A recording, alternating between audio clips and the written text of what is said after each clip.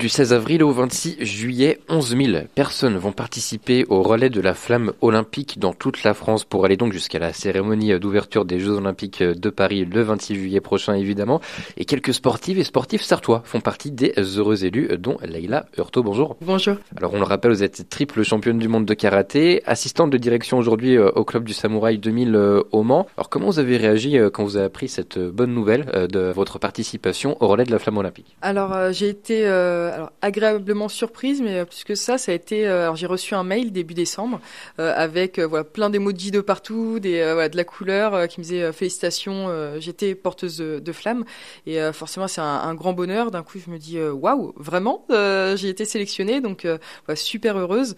Sauf que dans la foulée, dans le mail, il y avait marqué qu'on devait garder le secret, même auprès des proches dans un premier temps. Donc là c'est un peu ascenseur émotionnel. On se dit il faut cacher notre bonheur. C'est un petit peu particulier comme émotion qui passe à ce moment-là, mais voilà, c'est juste exceptionnel. J'étais super heureuse de l'apprendre. Comment vous avez fait pour garder le secret justement entre le mois de décembre et là ce début janvier et l'officialisation de la nouvelle? Alors ça a été compliqué au tout début parce que j'ai pas arrêté d'y penser, surtout la première semaine. Après j'ai fait abstraction, et au niveau des proches, on a pu commencer à leur en parler avant le 15 janvier. Donc là ça a été plus pendant les fêtes où c'est un peu le cadeau de Noël, où j'en ai parlé un petit peu à mes proches, avec interdiction bien sûr de le mettre sur les réseaux sociaux et de trop le diffuser. Et ensuite le 15 janvier c'est arrivé on va dire d'un coup, parce que l'annonce se fait et là tout le monde vient, envoie des messages, appelle pour féliciter. Donc j'ai eu l'impression de revivre en moins intense, mais quand même ma sélection aux Jeux Olympiques, tout simplement parce que c'est un peu le même principe où le portable n'arrête pas de sonner et puis tout le monde est super heureux. Cette sélection, elle représente aussi un double aspect sportif, aspect engagement personnel. On va d'abord parler du sportif, puisque vous êtes la dernière sartoise en date à avoir participé aux Jeux Olympiques. C'était à Tokyo en 2021, donc c'est un joli clin d'œil, on peut dire ça comme ça? Alors oui, effectivement, un joli clin d'œil, parce que je reste une sportive de très haut niveau, donc forcément on a été sélectionné à travers différentes choses. Le côté sportif m'a aussi aidé dans mon dossier. Donc là, même si malheureusement le karaté ne sera pas aux Jeux Olympiques à Paris, j'ai quand même participé aux derniers Jeux, et voilà, c'est juste plaisant, j'ai envie de dire. C'est un peu le revers de la médaille, sans mauvais jeu de mots, c'est que le karaté ne sera pas aux Jeux de Paris cet été. C'est un petit regret que vous avez malgré tout? Alors oui, un petit regret forcément, parce que ça aurait été aux Jeux à Paris, peut-être que j'aurais essayé de les faire, parce que c'est à la maison, ça transcende les athlètes d'être aux Jeux Olympiques, mais encore plus à la maison, avec un public cette fois-ci, parce que pour le rappeler, à Tokyo, il n'y avait malheureusement pas de public, donc une ambiance qui était particulière. Mais ça va être, je pense, une très très belle fête.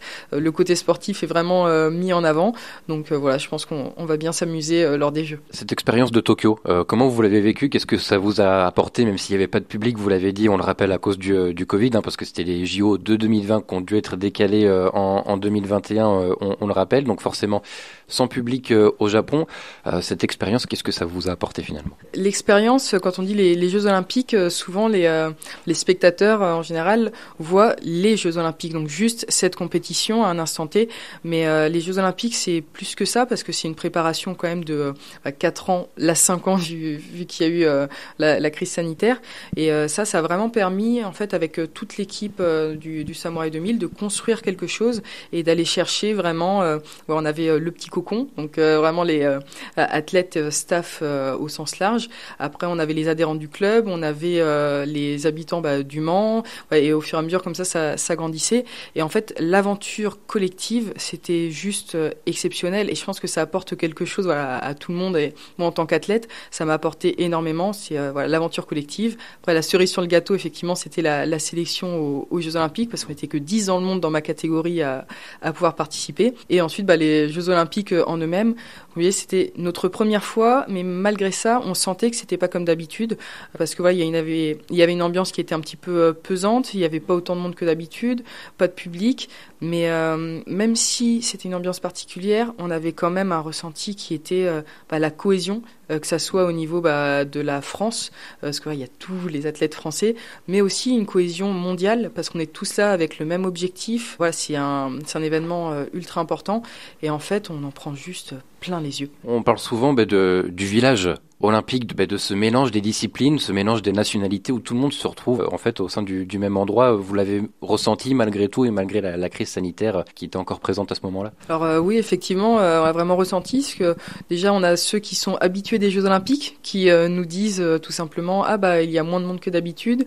On savait quand on terminait notre compétition, on repartait presque dans la foulée. Enfin voilà, c'était le village olympique était un petit peu vide malgré le fait qu'il y avait quand même du monde.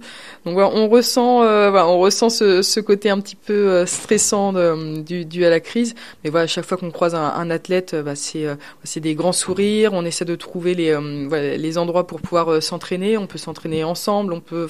C'est exceptionnel. Revenons-en au relais de la flamme. Alors le parcours ne va pas passer par la Sarthe. Est-ce que vous savez du coup où vous allez courir ou pas encore? Alors je ne sais pas trop. Alors quelque part en France a priori. Mais moi j'ai fait plusieurs demandes. Donc déjà dans la région parce que c'est vraiment important pour moi. Il fallait faire 3 choix. Donc mon deuxième choix ça a été Chartres vu que je suis originaire de Chartres. Et le troisième donc un petit peu plus loin mais la Guyane parce que c'est quand même là où j'ai fait toute mon enfance. C'est ma terre de cœur. Donc j'ai essayé 3 choix. Après, il a été marqué dans le mail qu'ils allaient essayer vraiment de faire en sorte qu'on soit le plus proche que possible de notre domicile. Donc voilà, ça sera un peu la surprise. On en saura plus normalement en mars. On aura peut-être l'occasion de se revoir d'ici là. Donc je le disais tout à l'heure, double enjeu sportif et personnel pour vous, puisqu'on le sait, vous êtes engagé pour les femmes dans le sport, aussi dans la lutte contre les violences faites aux femmes. Le fait de participer à ce relais de la flamme olympique, ça va aussi mettre ces 2 facteurs-là en avant. Alors oui, parce que dans le dossier, il y avait différentes facettes et notre engagement pour le territoire était aussi mis en avant. Donc moi, c'est ce que j'ai mis dans mon dossier. Je suis passée assez rapidement sur le côté sportif parce que c'est vraiment une transition que je suis en train de faire. Et tout ce qui va être la place de la femme dans la société en général, que ça soit l'accès au sport, le fait de pouvoir combiner le temps personnel, professionnel, familial, sportif, comment combiner tout ça. Tout ce qui va être la lutte contre les violences faites aux femmes, mais aussi d'autres actions un peu plus larges comme le harcèlement scolaire, où on fait de nombreuses actions ciblées sur ce thème-là, et d'autres actions comme les personnes en grande précarité, comment faire de la réinsertion par le sport, pouvoir les accueillir. Donc, on a beaucoup d'actions, et là ça les met aussi en lumière, et c'est une récompense pour toutes les actions que le Samouraï 2000 fait et que je mène aussi. Puis vous n'êtes pas la seule sportive sartoise à participer à ce relais, vous êtes 3 en tout, il y en a d'autres aussi sportifs masculins cette fois-ci, notamment pour le handball et le sport paralympique. Donc le fait que sur ces 5 personnes-là qu'il y ait 3 sartoises, 3 femmes, c'est aussi une valeur positive qui est véhiculée. Alors c'est une valeur positive effectivement. Après l'accent est aussi mis sur les femmes en ce moment, mais je trouve que c'est bien parce que quand on est jeune, donc là c'est plutôt à destination du public jeune, on a besoin de modèles, savoir que c'est possible, que c'est faisable, se dire je peux être championne du monde, je peux mener des actions sur différentes problématiques, sur différents thèmes, tout en étant une femme. Pour le public qui est un peu plus âgé, chez les jeunes femmes notamment, c'est montrer qu'il y a la possibilité de mener de front une carrière professionnelle, sportive, familiale. Donc je pense que c'est très très important. Donc le fait qu'on soit nombreuses en porteuses de flammes, je peux que en être ravie et j'espère que ça va créer des vocations, des envies et que les femmes pourront développer encore davantage de choses dans leur vie. Vous avez pu échanger avec les autres sélectionnés ou pas encore? Alors très rapidement sur les réseaux sociaux via un petit message en commentaire, mais pour l'instant c'est tout, parce que je pense que là on est aussi en train de profiter, comme je disais, c'est comme apprendre une sélection, on a beaucoup d'appels, de félicitations, donc d'abord le temps que que les premières émotions passent. Et ensuite, je pense que très rapidement, de toute façon, on se mettra un petit peu plus en contact. En tout cas, là, ça va être quoi le calendrier dans les prochaines semaines, les prochains mois pour vous? Déjà savoir où vous allez courir pour le parcours de cette flamme. Et après, comment vous allez vivre en fait ces jeux, vous personnellement, d'autant plus que le karaté, on l'a déjà dit, ne fait pas partie du programme cette année. Alors le programme, donc comme je disais, en mars, on en saura plus a priori sur le département où on va courir. En avril, on devra en savoir plus sur la date et le lieu exact. Donc voilà, il va falloir vite s'organiser. Et après, jusqu'aux Jeux Olympiques, je sais que je fais plusieurs interventions, donc on pourra me retrouver sur différentes choses, que ça soit des tables rondes, des journées portes ouvertes, sur plein de choses liées aux Jeux Olympiques, notamment la place de la femme, mais pas que. Et ensuite, les Jeux Olympiques, je pense que je vais essayer de regarder le maximum de disciplines, donc sous un autre œil, vu que j'y avais participé.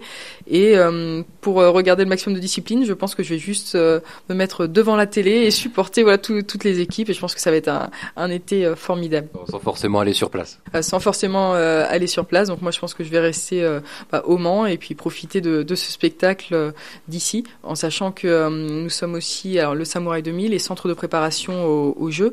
Donc il y a des chances aussi qu'il y ait des délégations étrangères qui passent par le Samouraï 2000.